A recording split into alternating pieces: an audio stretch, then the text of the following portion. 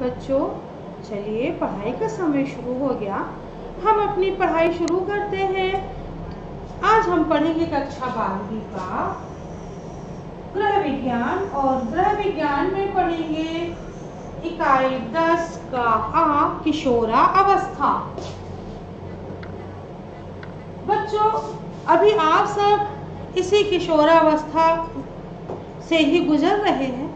ये जो अवस्था है, ये बड़ी ही खतरनाक अवस्था मानते हैं इस किशोरावस्था को, और इसीलिए इसे तूफान की अवस्था भी कहा गया है।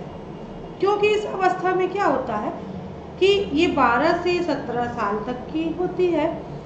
इस उम्र में बच्चे अपने आप को ना बच्चा समझता है और वो बड़ों जैसा व्यवहार करते हैं कि अरे हम तो बड़े हो गए हैं, हम बच्चे थोड़ी हैं। तो ये बड़ी तूफान वाली अवस्था हो जाती है, बड़ी जटिल है ये किशोरावस्था। तो चलिए आज हम पढ़ते हैं किशोरावस्था।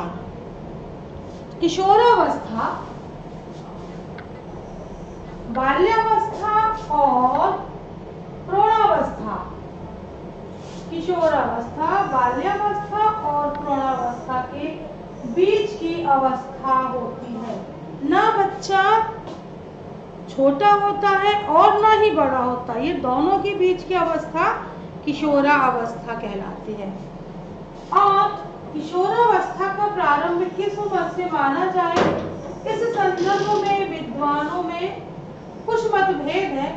क्योंकि किशोरावस्था की शुरुआत के लक्षण प्रकट होना और पूर्ण रूप से जो लैंगिक परिपक्वता प्राप्त करने का समय जलवायु, आनुवांशिकता, जाति और हार्मोन से प्रभावित होने के कारण प्रत्येक बालक और बालिका में भिन्न भिन्न होता है। जलवायु का किशोरावस्था पर बहुत अधिक प्रभाव पड़ता है। गर्म प्रदेश होते हैं जहाँ पे उनमें किशोरावस्था अलग होती है, और हार्मोन्स का, खाने पीने, आनुवांशिकता, जलवायु का प्रत्येक बालक बालिका में जो होता है किशोरावस्था अलग अलग होती है।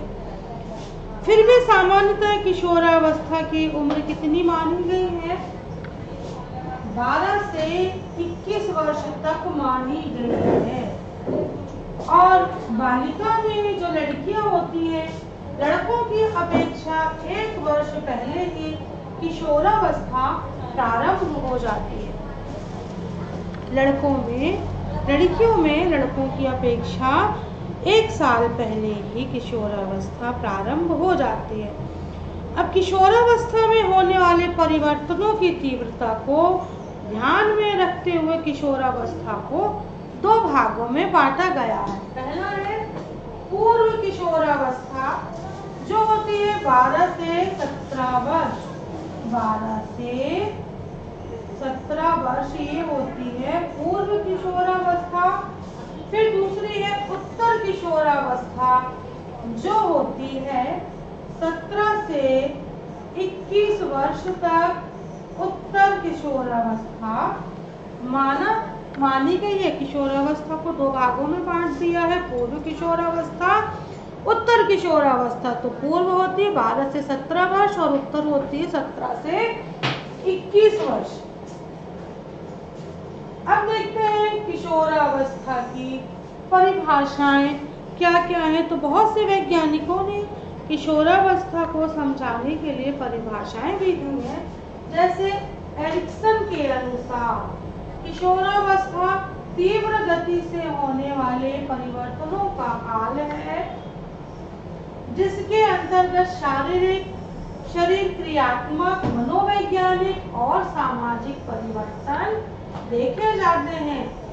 स्टेनले हॉल के अनुसार किशोरावस्था तूफान और तनाव की अवस्था है। अभी हमने बताया था ना आपको किशोरावस्था के परिचय में, ये खतरनाक अवस्था, इसे तूफान और तनाव की अवस्था भी कहा जाता है। यह परिभाषा दी है स्टेनले हॉल ने।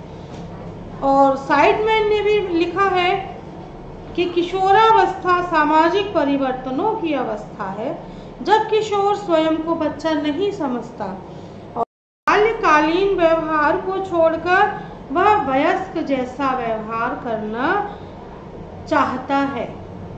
अतः बाल्यावस्था की समाप्ति के साथ साथ बालक जैसे ही पूर्व किशोरावस्था में प्रवेश करता है, विभिन्न परिवर्तनों का तूफानी गति से जीवन में प्रवेश होता है और कुछ समय के लिए ये जो परिवर्तन होते हैं किशोर को बेचैन बना देते हैं।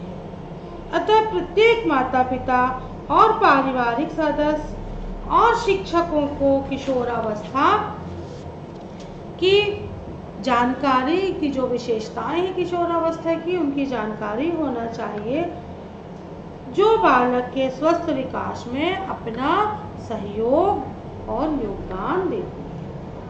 अब हम देखते हैं आगे किशोरावस्था की विशेषताएं। तो पहला है किशोरावस्था की विशेषता में शारीरिक परिवर्तन। कौन सी है पहला? शारीरिक परिवर्तन। किशोरावस्था में आते ही लड़के एवं लड़कियां दोनों के शारीरिक आकार में तीव्र गति से वृद्धि होती है। उनके शारीरिक गठन में परिवर्तन के कारण वे अपने रंग रूप, आकृति, मुहासों, बाल आदि के प्रति चिंतित रहने लगते हैं और किशोर बालक बालिकाओं में शारीरिक परिवर्तनों के कारण वो संकोची भी हो जाते हैं और थोड़ा सा शर्मीलापन आ जाता है उनमें, जो शारीरिक परिवर्तन होते हैं। यह उम्र कांच में स्वयं को निहारने की होती है। वह बच्चा अपने आप को बहुत सुंदर समझता, बार बार शीशे के सामने खड़ा हो जाता है। और जो बालक होते हैं उनकी आवाज में भारीपन आने लगता है और इस कारण कभी कभी आत्मविश्वास की कमी और जीवन में तनाव की स्थिति का प्रारंभ देखा जाता है। तो शारीरिक परिवर्तन में होता है आकार में परिवर्तन और अनुपात में परिवर्तन और कुछ मुख्य लैंगिक परिवर्तन है और गुण परिवर्तन।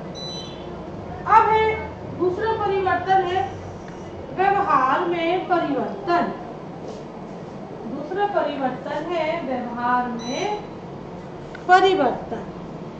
तो किशोरावस्था की उम्र में प्रवेश करते ही माता पिता उनसे अत्यधिक समझदार एवं वयस्क व्यक्ति की तरह व्यवहार करते हैं और माता पिता समझदार और वयस्क व्यक्ति की तरह व्यवहार की आशा करते हैं और यदि एक नव किशोर अपनी आयु से अधिक बड़ों की तरह व्यवहार करता है तो उसे उलाहना मिल जाती है और टोका जाता है। तो बच्चा एक भ्रम की स्थिति में हो जाता है कि हम क्या करें। अगर हम छोटे जैसा व्यवहार कर रहे हैं तो हमको माता पिता से, घर में जो बड़े हैं सबसे डांट पड़ती कि अब तुम बड़े हो गए, और अगर वयस्कों जैसा व्यवहार करते हैं तो बीच में टोका जाता है कि अरे अभी तुम छोटे हो, ऐसी बातें मत करो। तो क्या हो जाता है, बच्चे में भ्रम की स्थिति आ जाती है। भ्रम की स्थिति आ जाती है। बच्चा, बालक या किशोर सोचता है कि हम क्या करें, हम क्या करें जिससे हमको डांट ना पड़े। अब है सामवेगिक स्थिरता। सामवेगिक स्थिरता में है भय, संवेग, क्रोध, जिज्ञासा और स्नेह। क्या है? भय, स्नेह और क्रोध, ये सारे क्या होते हैं? संवेग कहलाते हैं। इसमें किशोरावस्था को तूफान और तनाव की स्थिति तो कहा भी गया है, क्योंकि शारीरिक परिवर्तन के साथ साथ अंतःस्रावी ग्रंथियों से ऐसे हार्मोन्स स्रावित होने लगते हैं जिससे बच्चों का भावात्मक तनाव बढ़ जाता है। अब भय उत्पन्न करने वाले उद्दीपन बदल जाते हैं, जैसे शारीरिक परिवर्तनों के कारण बच्चे भयभीत होने लगते हैं और अपने मित्र, परिवार और समाज के प्रति प्रतिष्ठा और लोकप्रियता के लिए उनमें यह भय सताने लगता है। बच्चे अत्यधिक क्रोधी भी हो जाते हैं और शिक्षक, माता पिता की बातें उन्हें उपदेश लगते हैं। अरे आप उपदेश दे तो आप उपदेश मत दीजिए, आप बहुत ज़्यादा ज्ञान देते हैं। बच्चे ऐसा बोलने लगते हैं और उनकी स्वतंत्रता पर अंकुश लगाना उन्हें पसंद नहीं है। इस उम्र में जिज्ञासा, उन्हें नई नई चीजें सीखने का बहुत अधिक जिज्ञासा होती है। हर चीजें उनको सीखना, नई नई बातें, तकनीक सीखने के लिए बच्चे जागृत रहते हैं और उच्च अध्ययन करना। फिर स्नेह, किशोर अवस्था में बालक घर के सदस्यों के प्रति कम स्नेही हो जाता है एवं विपरीत लिंग के प्रति उनका आकर्षण बढ़ जाता है। अपने मित्र के साथ रहकर, उसे उपहार देकर, उसकी मदद करके वह स्नेह भाव व्यक्त करता है। अब इसी के आगे देखते हैं विशेषताएं। समस्याओं को सुलझाने के उपाय। समस्याओं को किशोरावस्था में उनके सामने उचित अध्ययन से विषय का चुनाव, मित्र का चुनाव, भावी कैरियर के प्रति चिंता, धनोपार्जन की समस्या और परिवार व समाज के साथ समायोजन। कौन कौन सी हो गई है? विषय का चुनाव, परिवार व समाज के साथ समायोजन का समस्या आ जाती है। परिवार व समाज समायोजन की समस्या बच्चों के प्रति आ जाती है। फिर है प्राणों की नकल। बच्चे अपना एक आदर्श बना लेते हैं इस उम्र में कि हमको उसकी तरह रहना है। आजकल बच्चों को फिल्मों की तरह किसी एक हीरो हीरोइनों का आदर्श बना लेते हैं। इस अवस्था में पहुंचने पर किशोर बालक बालिकाएं प्रोणों की तरह अपना आचरण, रहन सहन, व्यवहार करना पसंद करते। उन्हें बच्चा कहलाना बिल्कुल पसंद नहीं होता। लड़के पिता की तरह कार, मोटरसाइकिल चलाना, देर रात घर के बाहर रहना पसंद करते हैं और लड़कियां आभूषण और श्रृंगार पसंद करने लगती हैं। फिर है विपरीत लिंग के प्रति आकर्षण। इसमें क्या होता है? किशोर बालक बालिका में शारीरिक परिवर्तनों के साथ साथ विपरीत लिंग के प्रति आकर्षण भी बढ़ जाता है। फिर बौद्धिक विकास में परिपक्वता। किशोरावस्था से पहले किशोरावस्था की ओर अग्रसर होते हुए किशोरों की बुद्धि परिपक्व होने लगती है। वह अपने मित्रों के साथ अपनी तुलना करते हुए अपने व्यक्तित्व में सुधार करने का प्रयास करने लगता है और वह किसी भी कठिन समस्या का हल अमूर्त चिंतन द्वारा कर सकता है।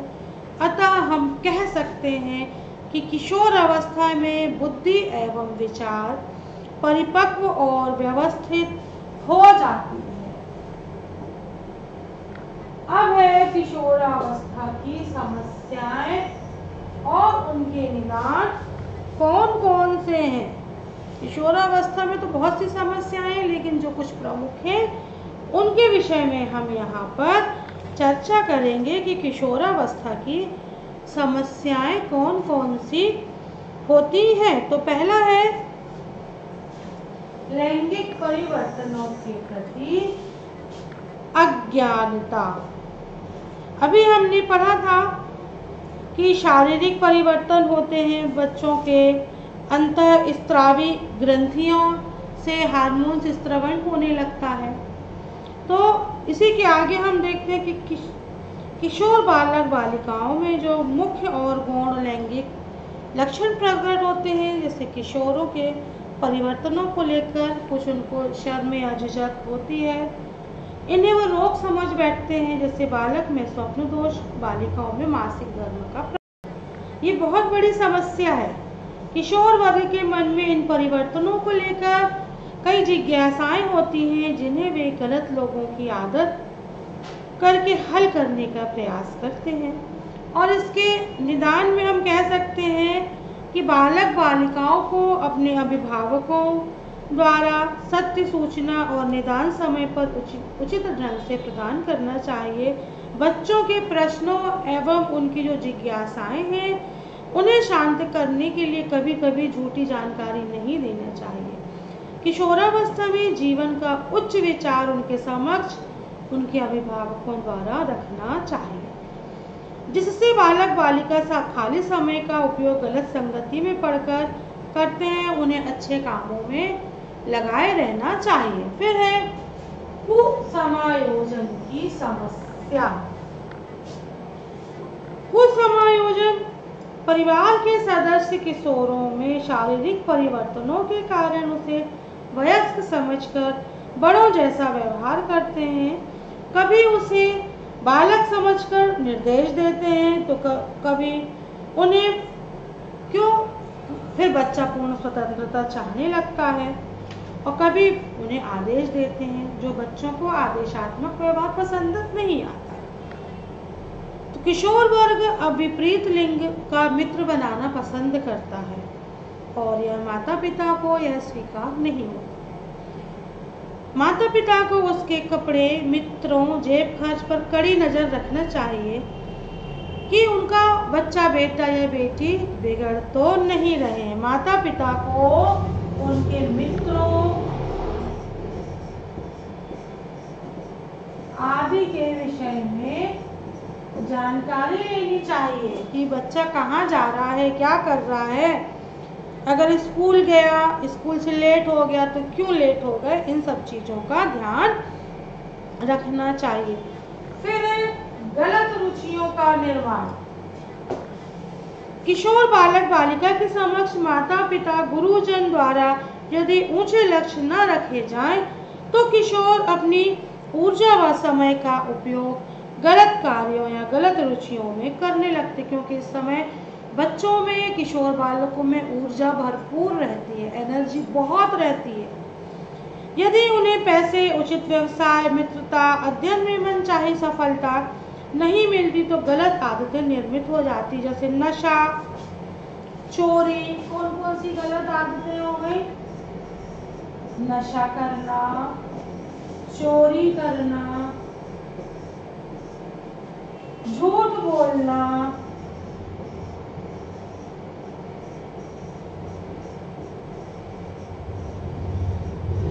है ना, ये सब चीजें बच्चे लोग विषम लिंगियों में रुचि आदि गलत कार्यों में बच्चे रहने लगते हैं। अच्छे संस्कार एवं स्वस्थ रुचियों का निर्माण करना माता पिता का कर्तव्य है और बच्चों को खाली समय का सदुपयोग करने से उनमें अच्छी रुचियां उत्पन्न की जा सकती हैं।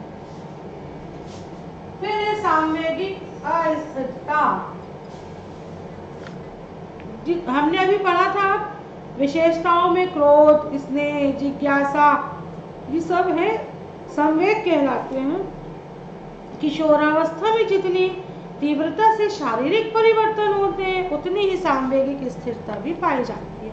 जैसे जैसे ये विकास क्रम बढ़ता जाता है और गति में धीमापन आता जाता, संवेगात्मक अस्थिरता आती रहती है। किशोर डरे हुए, दुखी, अप्रसन्न एवं कभी कभी मानसिक रोग से ग्रस्त हो जाते हैं। अब इसके लिए क्यों हो जाते हैं? क्योंकि हम बच्चों को बच्चा न समझकर बड़ा समझते हैं और बड़ों सा व्यवहार करें तो उन्हें डांट देते हैं कि आप तो छोटे हो।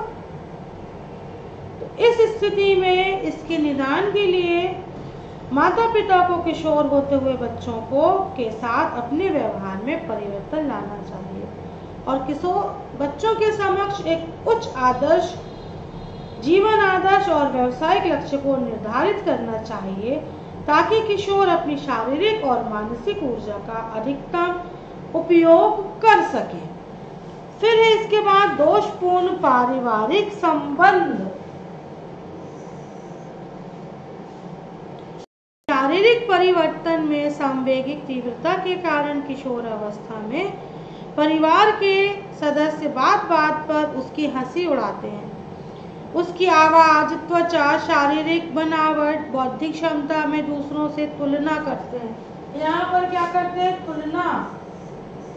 अरे वो बच्चा ऐसा है, तुम ऐसे क्यों नहीं हो? जब वो ऐसा कर सकता है तो आप भी ऐसा कर सकते हो। उनको ये फैशन के प्रति रुझान का मजाक उड़ाते हैं, रोक टोक करते हैं। तो इन सब के निदान के लिए किशोर वर्ग का स्वस्थ शारीरिक, मानसिक, चारित्रिक विकास की प्रथम जिम्मेदारी अभिभावक और पारिवारिक सदस्यों की रहती है। क्यों?